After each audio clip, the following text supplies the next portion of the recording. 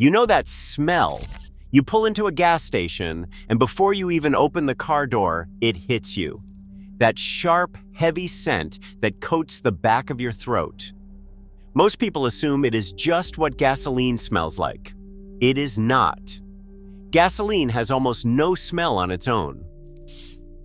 What you are smelling was put there deliberately by people who wanted to save your life. Here's the thing about natural gas, the kind that heats your home, powers your stove, runs through pipes under every street in every city in the world. It is completely odorless, colorless too. You cannot see it. You cannot smell it. If it leaks into a room, you will not know. You will just start to feel lightheaded, then sleepy, then you will not wake up. For most of the early 20th century, that was the reality. Gas lines ran through homes and factories and schools across the United States and Europe. And when they leaked, people died. Not because the gas was difficult to detect, because it was impossible to detect. There was nothing to detect. The danger was invisible and odorless, and it moved silently through walls and ceilings until something ignited it. Then came March 18th, 1937. New London, Texas, a school district so wealthy from local oil money that it had built one of the largest rural school buildings in the United States. Nearly 500 students attended that day.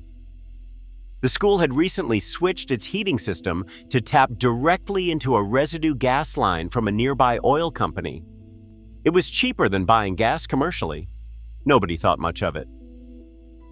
At 3:17 in the afternoon, a spark from a sanding machine in the basement ignited gas that had been accumulating undetected throughout the building for days. The explosion lifted the entire roof off the structure. Walls collapsed outward. A concrete slab the size of a house was thrown 200 feet. 295 people died. Most of them were children. Investigators found that the gas leak had been severe enough that it should have been obvious. The smell should have been overwhelming, except there was no smell. Nobody had known. Nobody could have known. The New London disaster did not just shock the country, it changed it.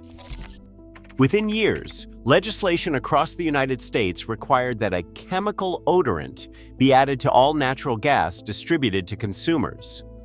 Not as a quality marker, not as a regulatory formality, as a direct response to 295 people who had no warning. The chemical they chose was ethanethiol. It is also called ethyl mercaptan. Consider how seriously the industry took the problem of detectability.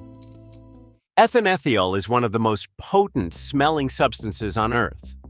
The human nose can detect it at concentrations of 1 part per billion. That is 1 molecule of ethanethiol for every billion molecules of air. To put that in context, you can smell ethanethiol at concentrations so low that measuring equipment struggles to confirm it is there. Animals can detect it at even lower concentrations. Skunks produce a related compound as their primary defense. The entire chemical family, emercaptans, exists at the extreme end of human olfactory sensitivity. Evolution made us exceptionally good at noticing them, probably because sulfur compounds in nature often indicate rotting meat or dangerous environments. The gas industry took the most detectable substance they could find, added it to a completely odorless fuel in tiny amounts, and created an early warning system that works on every human being, regardless of age, attention, or circumstance. You do not have to be paying attention to smell a gas leak. Your brain does it automatically. Less than 1 pound of ethanethiol is needed to odorize over 60,000 cubic feet of natural gas.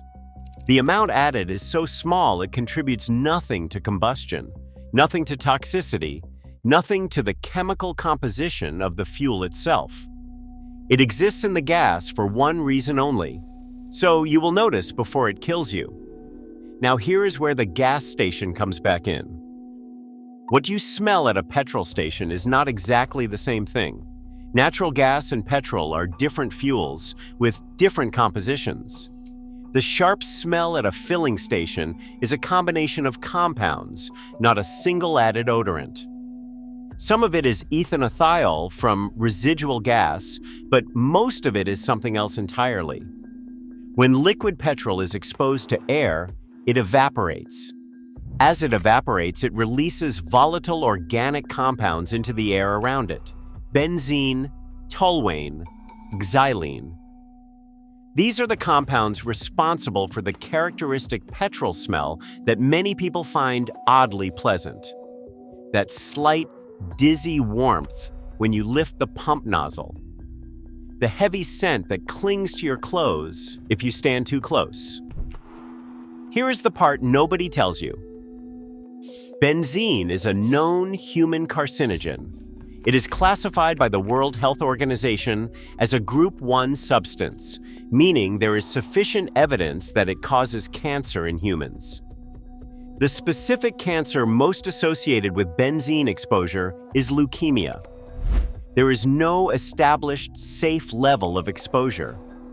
The smell that some people actively enjoy, the petrol station scent that can trigger a kind of nostalgia, is partly caused by a carcinogen evaporating into the air they are breathing. The pleasant feeling is partly the mild neurological effect of benzene entering the bloodstream through inhalation. Occasional brief exposure at a filling station is not a meaningful health risk, but mechanics, fuel workers, and people who work at or near petrol stations with regular, prolonged exposure have measurably higher rates of certain cancers. The smell is not just atmosphere, it is real chemistry affecting your body in real time. One more thing worth knowing about mercaptans before you go.